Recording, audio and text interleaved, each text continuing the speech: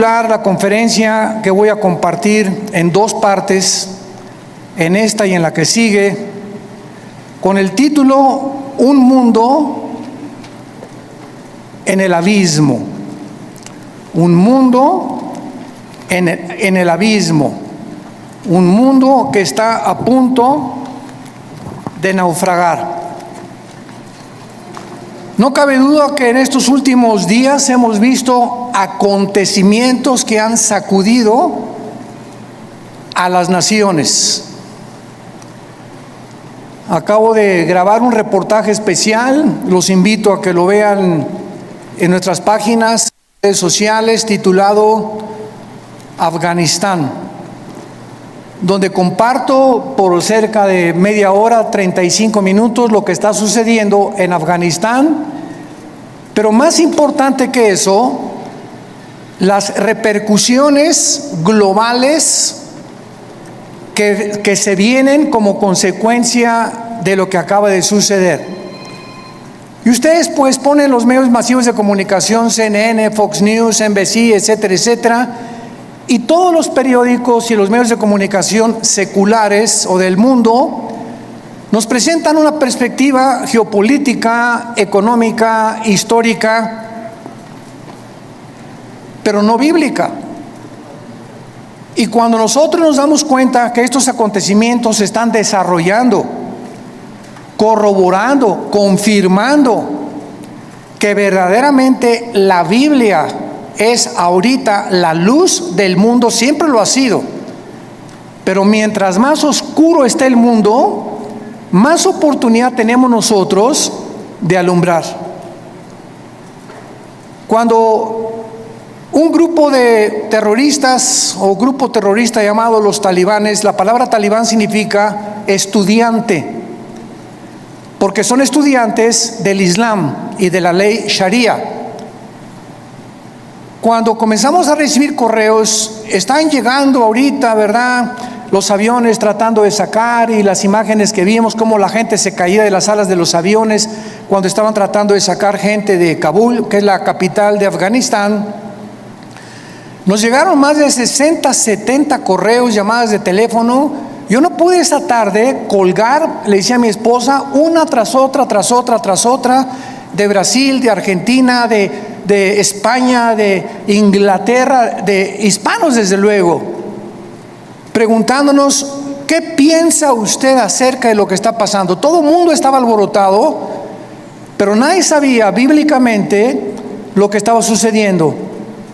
Me puse a orar e inmediatamente comencé a tratar de recopilar la información que yo podía reunir para dar una conferencia al otro día, un reportaje especial para que pudiéramos los cristianos principalmente darnos cuenta que los Estados Unidos de Norteamérica no aparecen en la Biblia, y lo venimos diciendo desde hace muchos años. Los Estados Unidos de Norteamérica, que tuvieron la supremacía política, militar y económica desde 1945, y que por más de 70 años jugaron el papel de policía, porque durante muchos años Estados Unidos estuvieron disque vigilando que no hubiera dictaduras o ayudar a las naciones que eran ocupadas por dictadores, luchar contra el terrorismo, como se inició desde el ataque a las Torres Gemelas.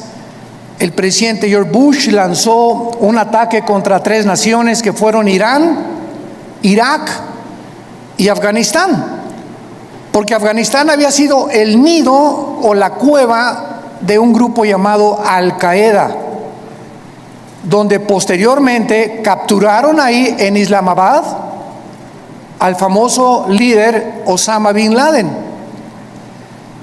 Y esta guerra contra el terrorismo, ¿verdad?, fue llevada durante los últimos 20 años, y finalmente nos damos cuenta que con la nueva administración actualmente del presidente Joe Biden, los errores tan grandes que han cometido ha hecho que ahora, con la actuación que Estados Unidos tuvo, le llaman ahora un tigre de papel. Estados Unidos ya no es la nación que era. Ahora China ya sabe que puede invadir Taiwán.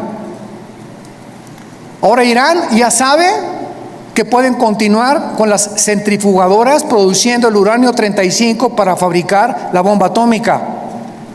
Ahora Irán ya sabe que lo puede hacer. Ahora Corea del Norte ya sabe que no tiene ningún impedimento para someter a Corea del Sur.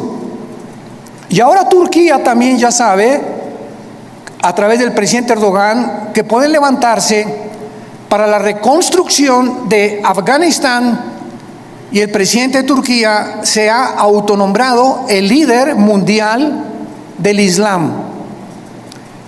Lo más interesante de todo lo que está sucediendo ahorita en el mundo, que vamos a desarrollarlo brevemente, es que estas cuatro naciones,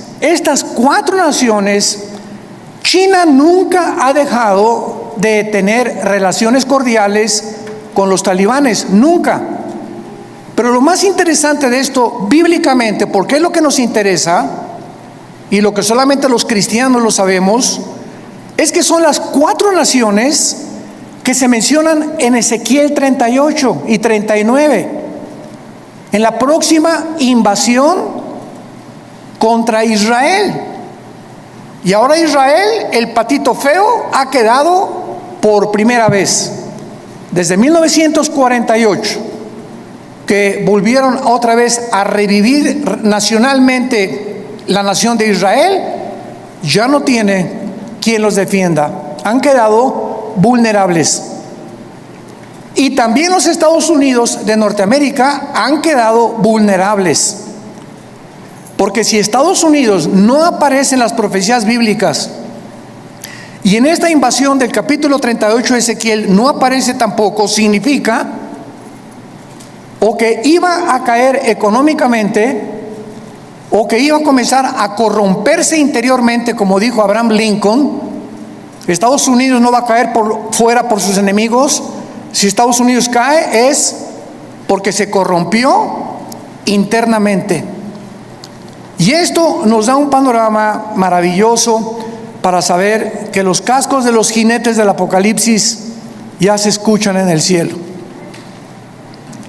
La voz del novio ya la escuchamos, que dice: prepárate, prepárate, prepárate. Y todos ustedes que nos escuchan, que no tienen la seguridad de la salvación a través de la predicación del Evangelio de la gracia de Jesucristo, prepárate para encontrarte con Dios.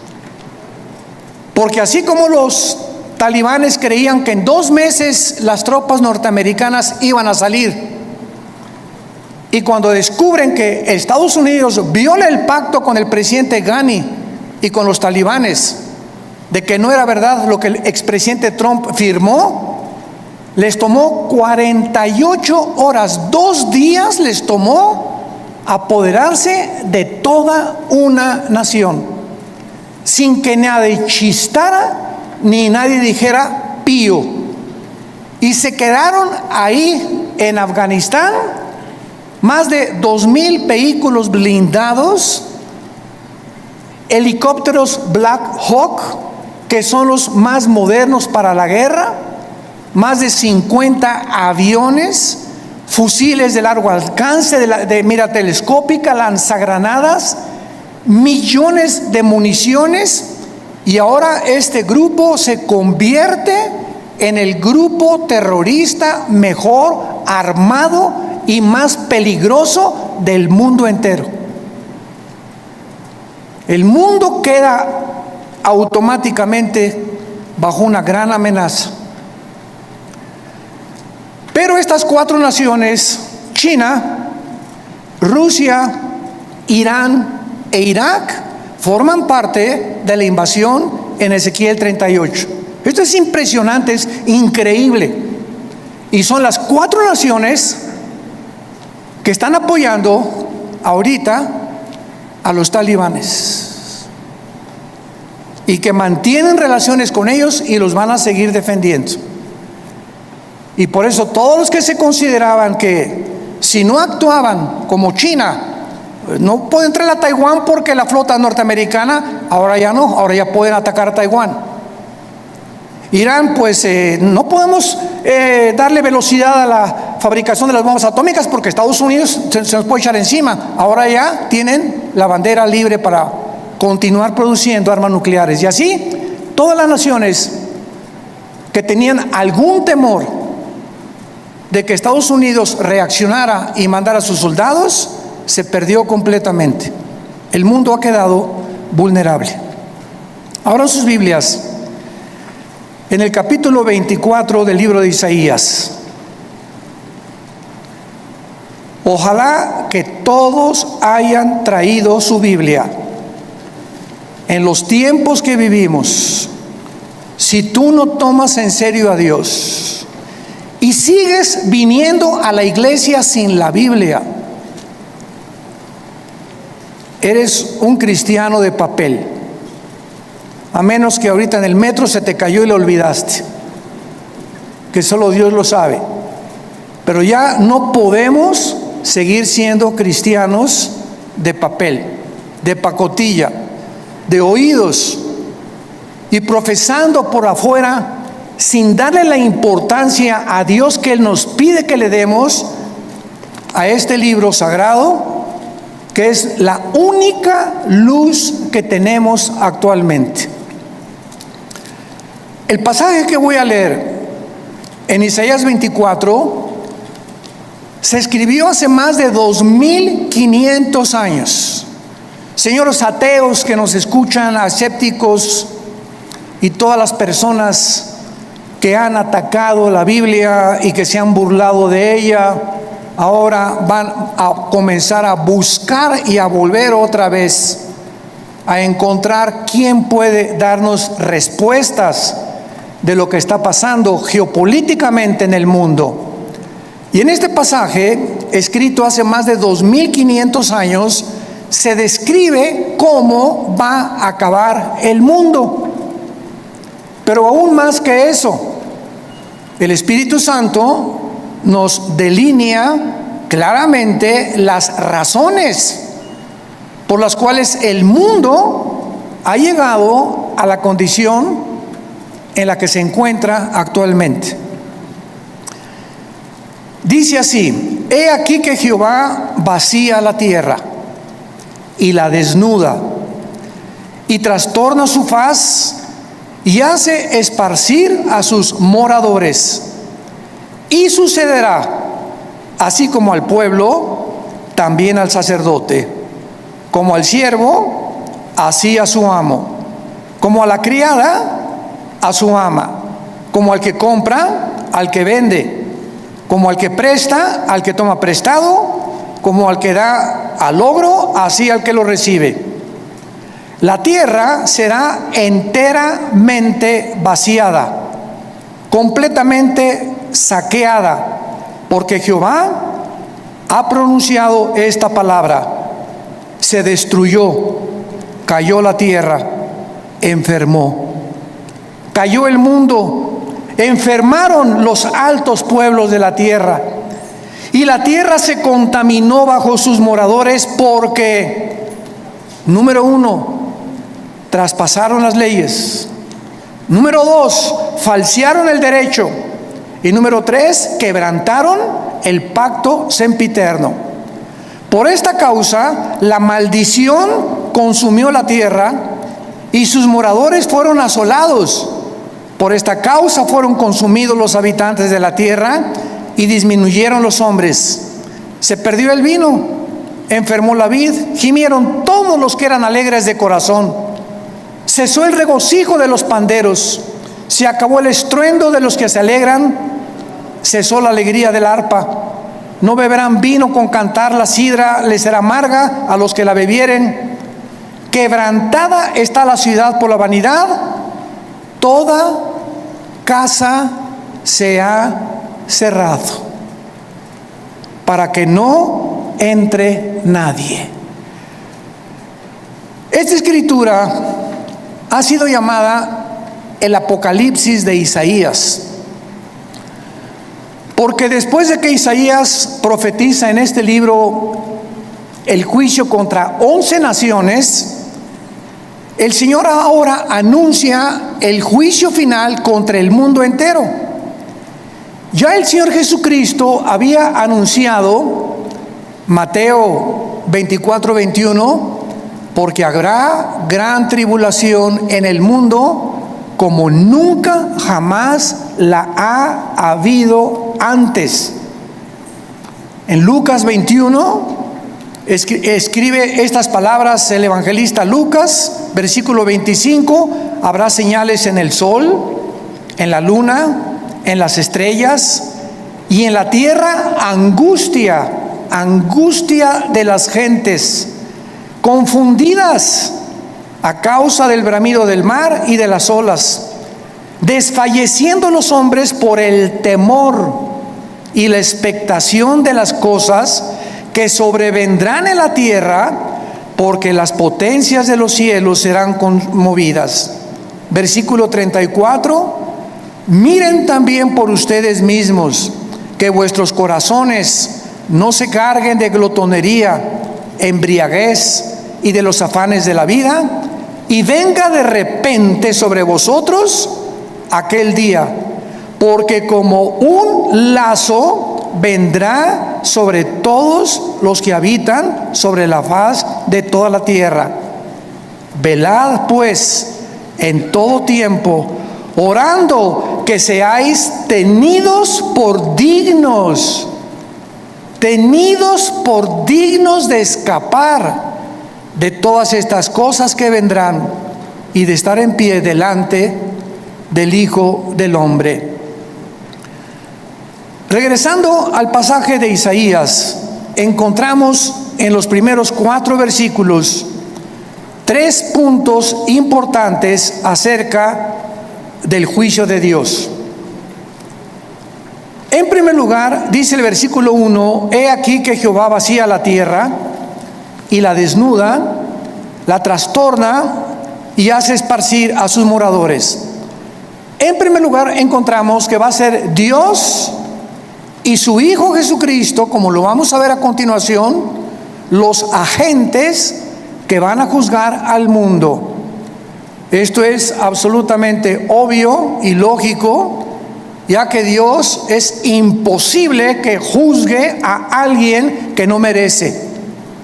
Es imposible que Dios mande una maldición sin que los que reciban la maldición se hayan hecho merecedores de lo que recibieron, porque todo lo que sembramos, todas las decisiones que tú has tomado en tu vida, todas las cosas que has decidido en tu vida, tienen consecuencias, para bien o para mal.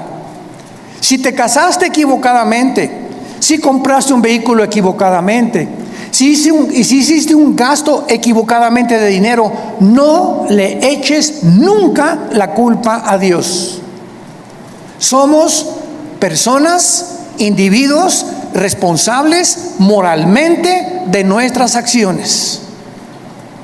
Y por esta responsabilidad y esta libertad y libre albedrío que tenemos para hacernos merecedores que lo que sembramos tenemos que recoger, tenemos que formar y normar nuestra vida de aquí en adelante. Dice la Biblia en Hechos capítulo 17, versículo 30 al 31, lo mismo. Veamos cómo los apóstoles anuncian quién va a juzgar al mundo.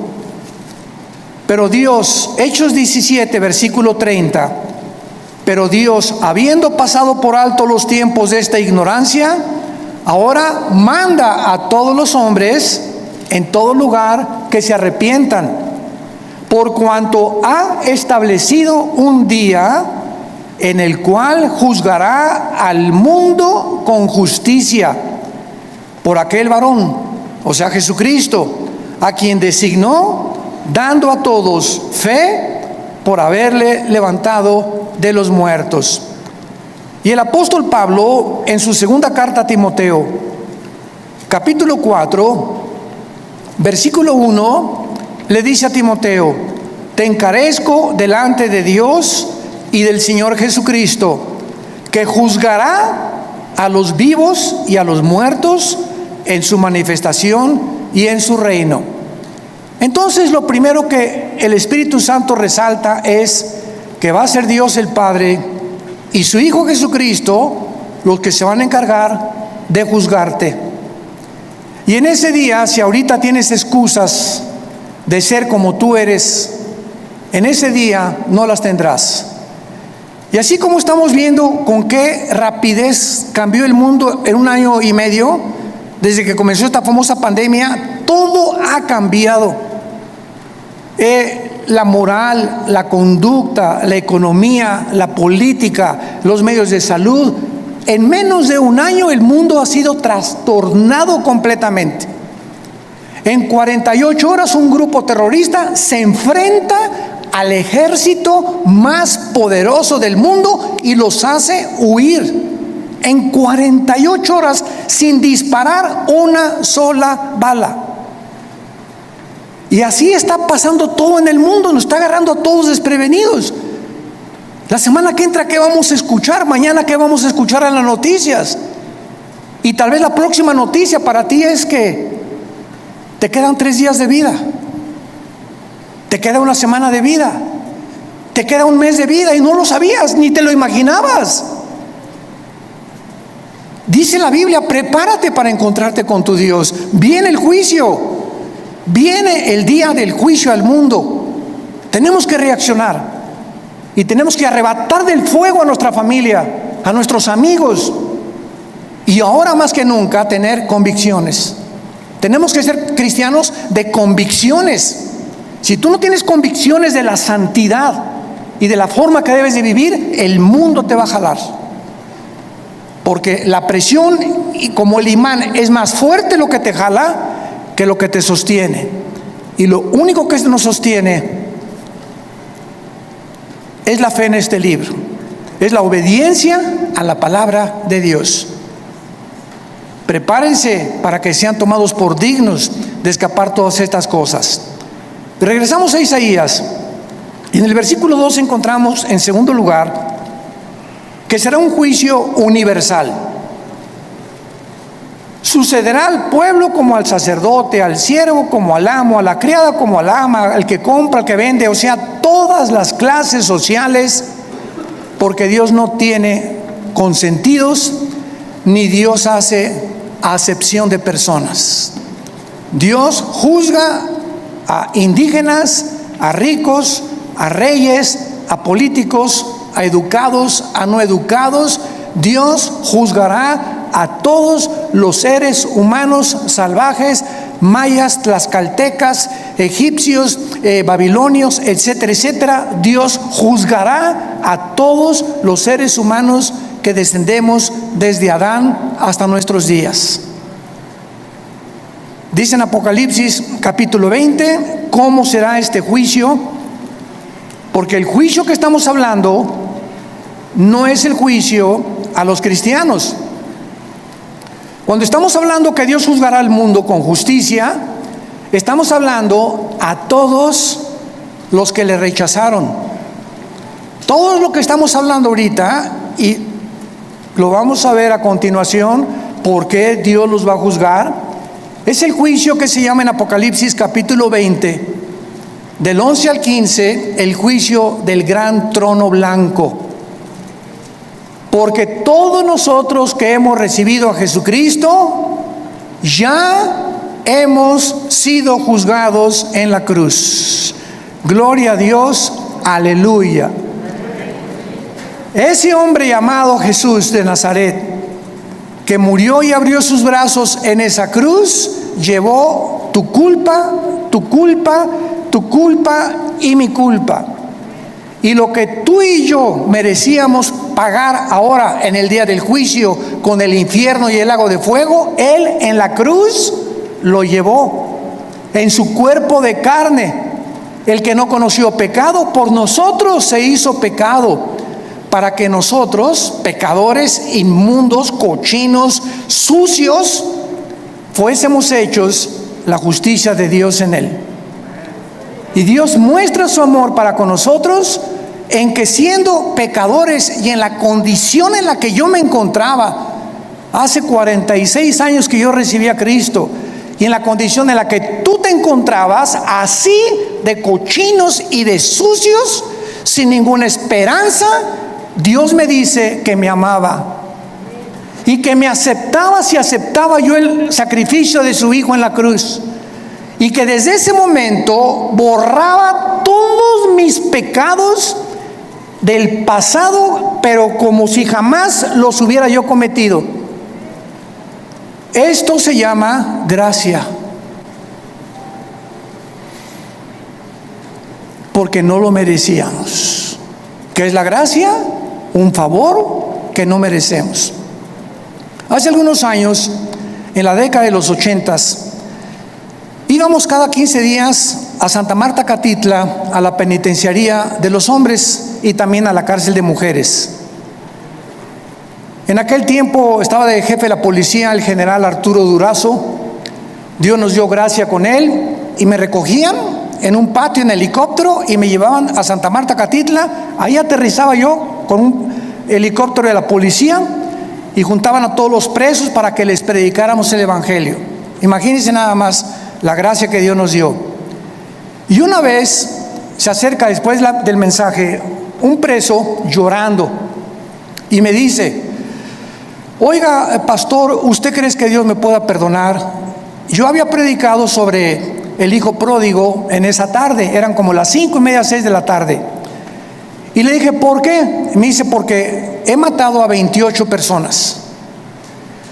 Pero quiero decirle que estoy aquí en la cárcel no por las 27 asesinatos que cometí antes, sino porque me mandaron de un estado a la Ciudad de México a matar otro recadito que me encargaron, porque yo era matón a cuenta, y en el periférico saqué la 38 y maté a esa persona que me encargaron matar, y la policía me agarró, y estoy aquí por un crimen para pagar 15 años, pero yo debo 27 vidas más.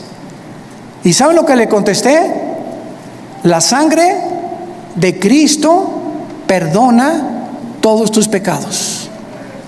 Él no lo podía creer. Quiere decir que si yo acepto a Cristo ahorita y lo reconozco como mi Salvador, todos esos crímenes no voy a pagar por ellos. Y le dije, amén. Y otro que estaba atrás dice, ay, sí, ¿verdad? Qué bueno, ahora sí de repente. Y le dije, porque es gracia. Esa es la gracia, ese es el mensaje del evangelio, de la gracia de Dios, que Dios te perdona siendo inmundo y pecador. Porque nadie merece irse al cielo, nadie merece el perdón. Dios nos lo da en su amor en la cruz. Esta palabra gracia no aparece en ninguna religión. En ninguna religión. Y hay cristianos que todavía no han entendido el significado de la palabra por gracia somos salvos por medio de la fe. Es la fe la que nos da la gracia de Dios. El creer lo que Él hizo en la cruz nos hace, nos abre para que Dios tenga a favor de nosotros, se compadezca de nosotros y nos regale el amor de su Hijo Jesucristo. ¿Qué mensaje tan glorioso tenemos? Yo quiero decirte a ti que nos estás viendo por la televisión y ustedes que están aquí presentes, me puedes decir, yo he abortado 8 niños, llevo 3 divorcios, he matado, he adulterado, he hecho aquello. Si tú recibes a Cristo, Dios te perdona. Y en este día del juicio, tú no estarás presente, porque Él pagó por ti y por mí, y por eso vivimos tan agradecidos, humillados, después de lo que Él hizo en nuestro lugar en esa cruz. Dice Apocalipsis 20, versículo 11, hablando del trono donde estarán todos los que rechazaron este regalo de Dios. Vi un gran trono blanco y al que estaba sentado en él, de delante del cual huyeron la tierra y el cielo, y ningún lugar se encontró para ellos. Esto nos habla que este juicio será después del milenio, porque los que estén en este juicio van a ver cómo desaparece la tierra y los cielos, y después de este juicio Dios hará nuevos cielos y nueva tierra. Entonces este juicio será hasta después de los 1000 años o del reino mesiánico, que Jesucristo le prometió a los profetas. Y dice el versículo 12 que Juan el apóstol que escribe esto, vi a los muertos, grandes y pequeños, de pie, y los libros fueron abiertos. Y otro libro fue abierto, el cual es el libro de la vida. Y fueron juzgados los muertos por las cosas que estaban escritas en los libros según sus obras. Vemos que Juan nos dice que cuando Dios abrió los libros, todos los seres humanos que estaban enfrente del trono de Dios estaban parados. No había nadie de rodillas, todos de pie. ¿Por qué? Porque en ese momento se acabó la misericordia. En ese momento ya no hay gracia. En ese momento ya no hay favor, ya no hay nada más que dictar la sentencia.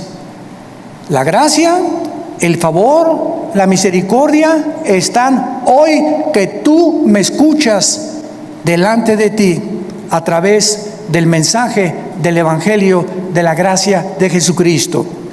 Pero si después de esta vida tú rechazas lo que te está Dios ofreciendo en este momento, se acabó, porque eres responsable.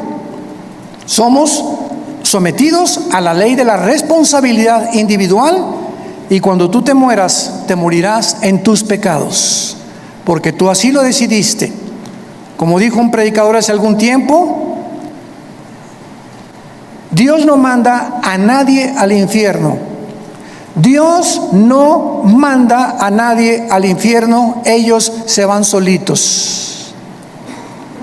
Dios dio a su Hijo en la cruz, y si tú te condenas es porque tú escogiste pasar la eternidad lejos de Dios, porque en esta vida rechazaste a Dios y no lo quisiste, menos te gustará seguir con Él después de muerto. Los libros van a ser abiertos, todos tus pensamientos, todas tus palabras y todas tus acciones serán traídas delante de ti como en una película. Y observamos que Dios te va a juzgar por las obras. Qué irónico, ¿verdad? La salvación es por gracia sin las obras, pero el juicio será por las obras, por lo que tú hiciste. Y ahora, por lo que nosotros hicimos, Dios nos perdona, pero el día del juicio no lo vas a soportar. Y en tercer lugar, regresamos a Isaías 24, dice el versículo 3 y 4, que este juicio devastará completamente el mundo. La tierra será vaciada, versículo 3, Isaías 24, completamente saqueada. Jehová ha pronunciado esta palabra: la tierra se destruyó, enfermó, cayó el mundo, blasfemaron los altos pueblos de la tierra, y la tierra se contaminó bajo sus moradores, porque traspasaron las leyes, falsearon el derecho y quebrantaron el pacto sempiterno. Estas características del versículo 4 ya las podemos ver. ¿En qué planeta estamos tú y yo viviendo? En un planeta donde el aire ya está contaminado. Las frutas, las cosechas, la agricultura, los campos están contaminados. El mar inmensamente contaminado.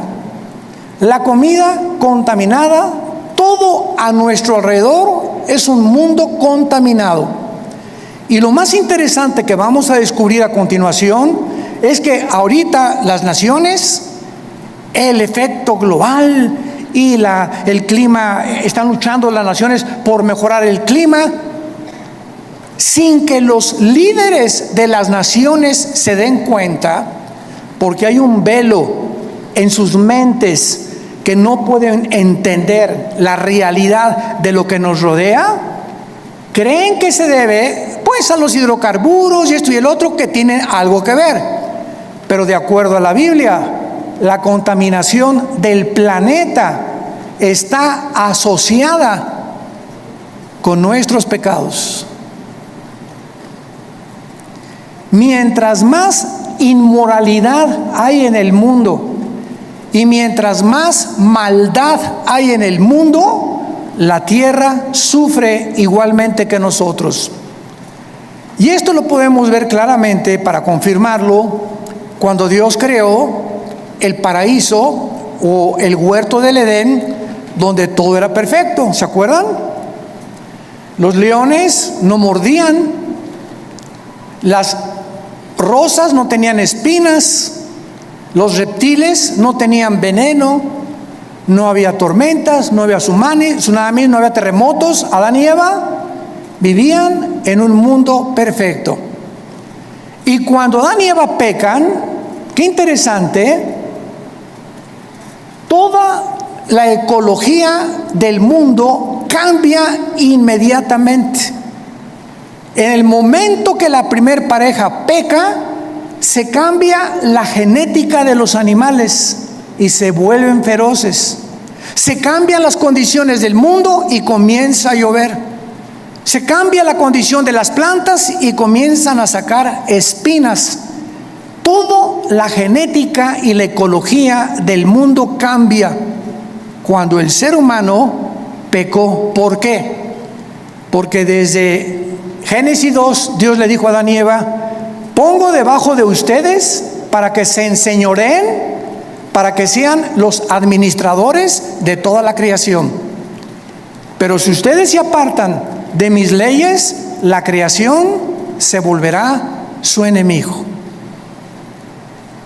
Y esto la gente que no tiene al Espíritu Santo no lo entiende.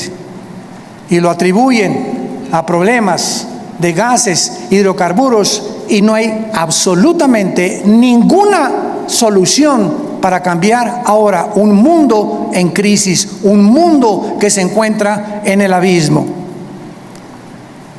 Ahora veamos a continuación las causas del juicio en el versículo 5 que acabamos de leer. ¿Por qué el mundo ha llegado al punto que llegamos? Y hace 2700 años el profeta Isaías lo advirtió.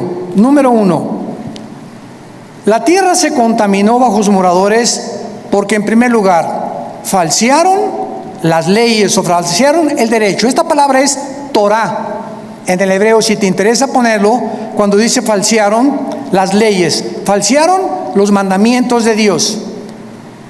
Y esto es importante porque la Biblia nos muestra claramente que la contaminación, repito, afecta al ser humano, y la iniquidad y la maldad y la inmoralidad de los habitantes del mundo es tan grande el pecado, que la naturaleza se vuelve contra nosotros.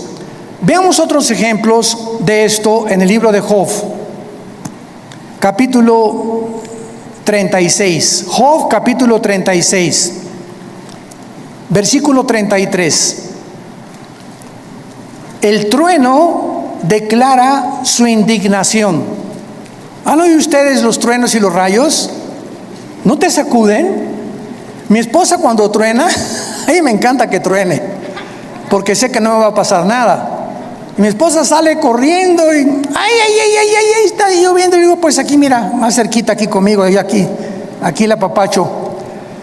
Pero cuando truena, nos ponemos así, ¿verdad? Porque se oye una cosa esplendorosa en el cielo, como una voz gigantesca, ¡pum!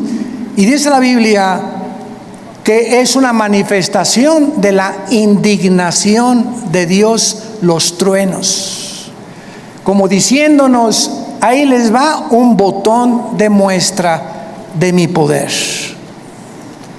Y la tempestad proclama su ira contra la iniquidad.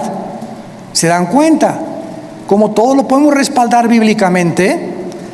Ahora capítulo 37 de Job, versículo 12 y 13.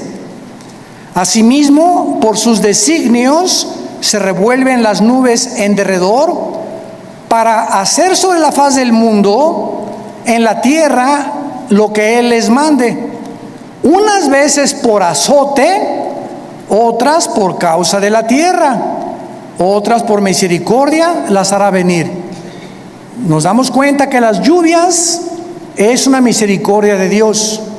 mas no las inundaciones. Entonces, Dios hace llover muchas veces por misericordia de nosotros. Necesitamos tierra fértil que produzca, ganado que tenga que comer, que los ríos suban su caudal y su volumen y su nivel. Pero otras veces encontramos que estas mismas aguas Dios las usa como un medio donde nos está diciendo: ustedes van por mal camino. Entonces, qué interesante que la Biblia nos muestre que el planeta se encuentra como se encuentra porque la maldad de los hombres es demasiada. Hemos llegado a un punto de maldad que no nos imaginamos.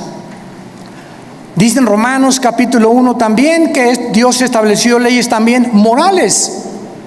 Dios estableció leyes morales.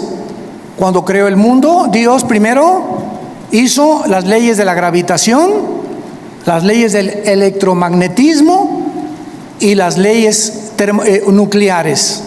Las leyes cósmicas: la Tierra mantiene su movimiento en 24 horas, en 35 días alrededor del Sol.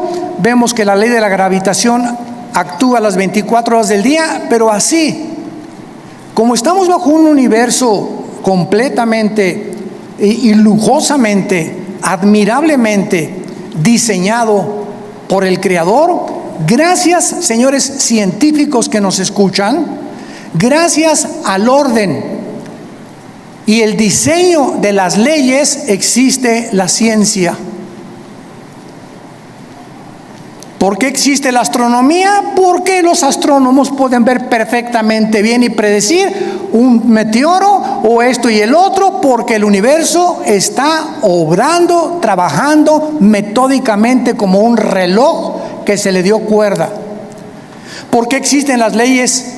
La primera y la segunda ley de la termodinámica, porque todo nos habla que está sujeto a un deterioro, a una oxidación.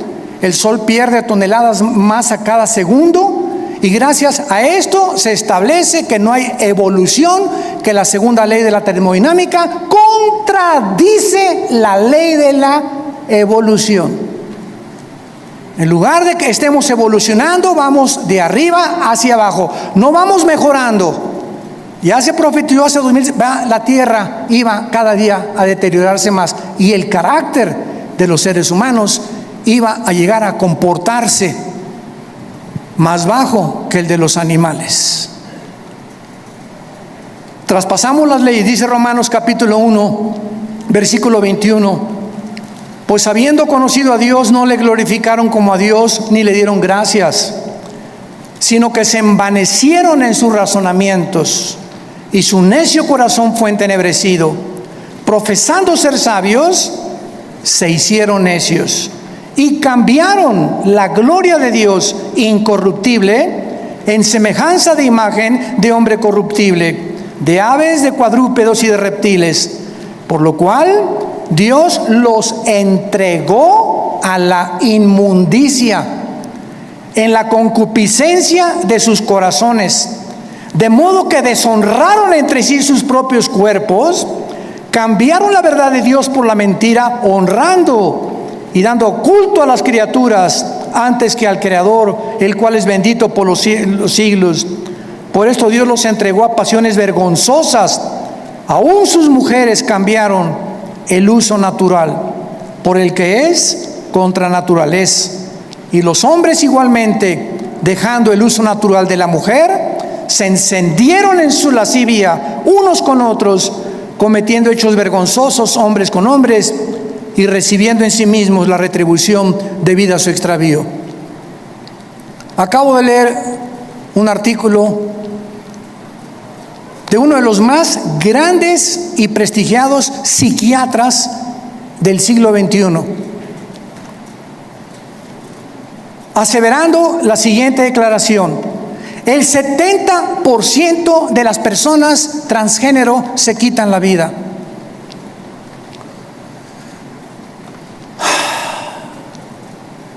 El 70% de las personas que intentaron cambiar la naturaleza con la cual nacimos, le dijeron a Dios: te equivocaste, yo no soy hombre, soy mujer, no soy mujer, soy hombre.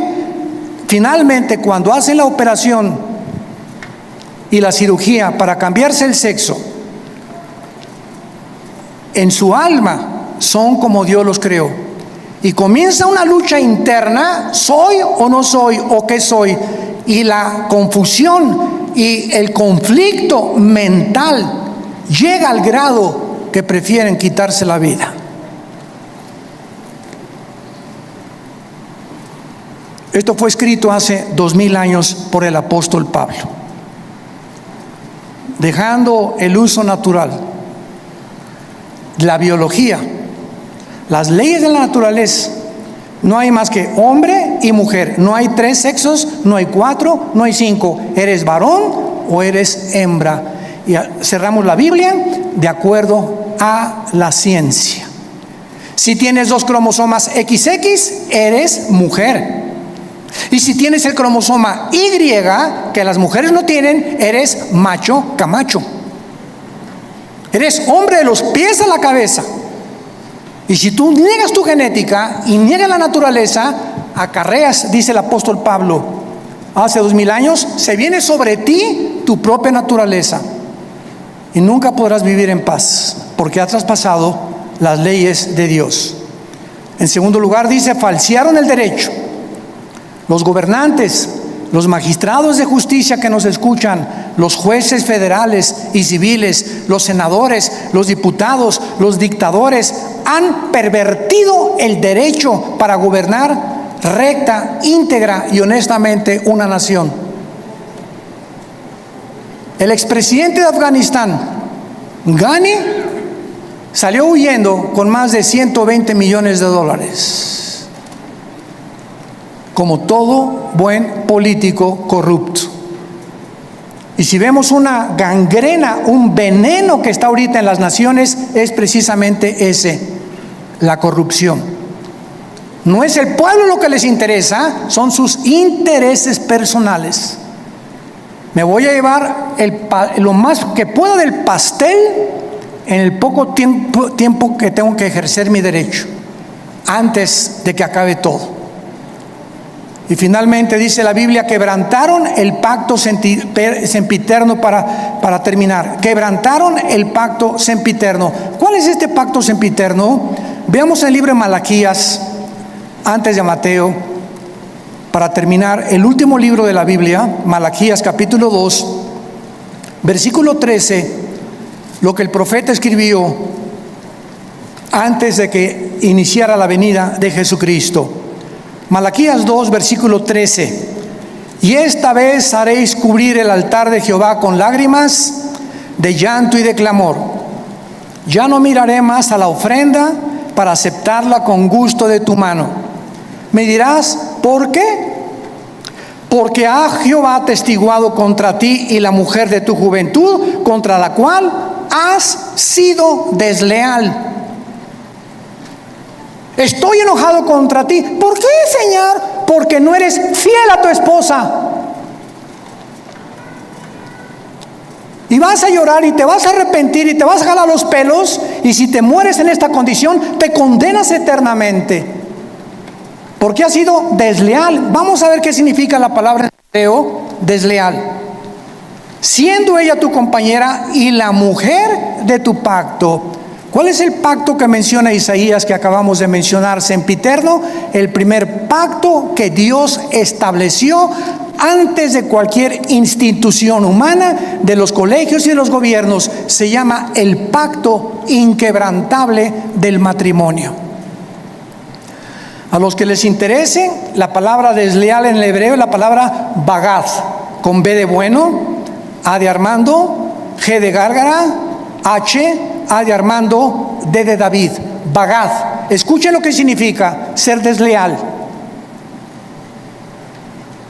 Actuar encubiertamente, hipócritamente, fraudulentamente o secretamente, encubrir, tapar, engañar y decir cosas que no sentimos. Cuando tú te volteas a tu esposa y dices te amo, solo Dios sabe que le estás diciendo que verdaderamente le amas. Y cuando tú le dices a tu esposa te amo y atrás de ti tienes tu amante, estás encubriendo, eres un hipócrita, estás falseando completamente y Dios te está escuchando. Y eso Dios lo tiene que castigar. Dios tiene que juzgar la deslealtad, la hipocresía que podamos tener en el matrimonio.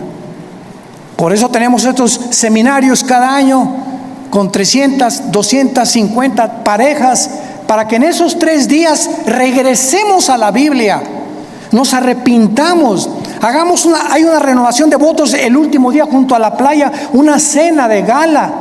Y ahí podemos descubrir que, Dios mío, es que yo sentí que ya no la amaba, pero viene el Espíritu Santo y nos da algo sobrenatural que ya habíamos perdido, porque le estamos diciendo a Dios: yo quiero mantener y llegar hasta el fin con mi gordita y con mi gordito, porque de otra manera me estoy engañando. No puedo irme con un amante ni creer que hay una mujer que me satisfaga, que la mujer y la madre que tú me diste para mis hijos. El mundo está enfermo, tenemos que reaccionar, y en esta tarde les pido a todos ustedes que se arrepientan de sus pecados. Si hay alguna área en la que el Espíritu Santo te ha hablado, arrepiéntete hoy, porque por esta puerta no entraste en esta mañana por coincidencia. Dios te ama, Dios te ama, Dios te ama, y Él no quiere que salgas por esta puerta como entraste esta mañana. Tú no sabes si ahorita te atropella un coche, no sabes si te da un ataque al corazón, no sabes si te da una embolia cerebral mañana, o si pasado mañana el doctor te dice: las placas no mienten, don Pancho, usted tiene cáncer y tiene 3 meses para vivir. Dios quiere que tú vengas a la cruz a perdonar tus pecados y a que arregles tus cuentas de una vez por todas con su Hijo Jesucristo. Oremos. Te damos gracias, Señor, por tu palabra, porque de tal manera nos amas que nos has dado a tu Hijo Jesucristo, para que cualquiera, sin acepción de personas, que crea en Él, no se pierda, mas tenga la vida eterna. Mas Dios muestra su amor para con nosotros en que, siendo aún pecadores, Cristo murió por nosotros. Mas Él herido fue por nuestras rebeliones, molido por nuestros pecados. El castigo de nuestra paz fue sobre Él, y por sus llagas hemos sido nosotros curados.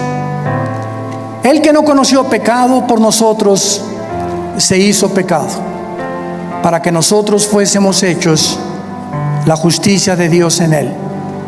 ¿Qué tengo que hacer?, me preguntarás en esta mañana, para arreglar mis cuentas para siempre con Dios. La Biblia dice: arrepiéntete. ¿Qué significa arrepentirse? Reconocer que has pecado contra Dios y que no puedes seguir viviendo igual.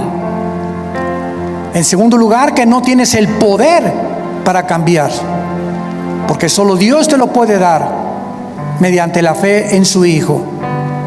En segundo lugar, creer que Cristo en la cruz pagó con su sangre por tus pecados.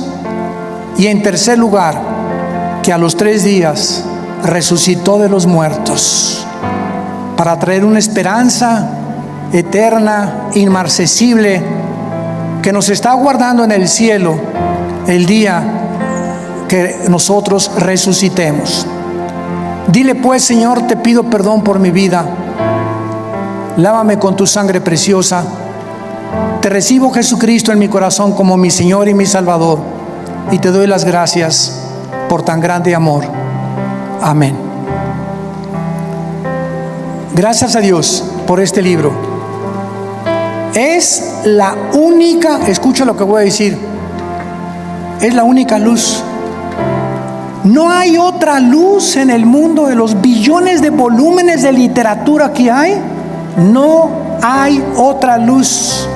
No hay otro mapa, no hay otro Waze, no hay otro GPS.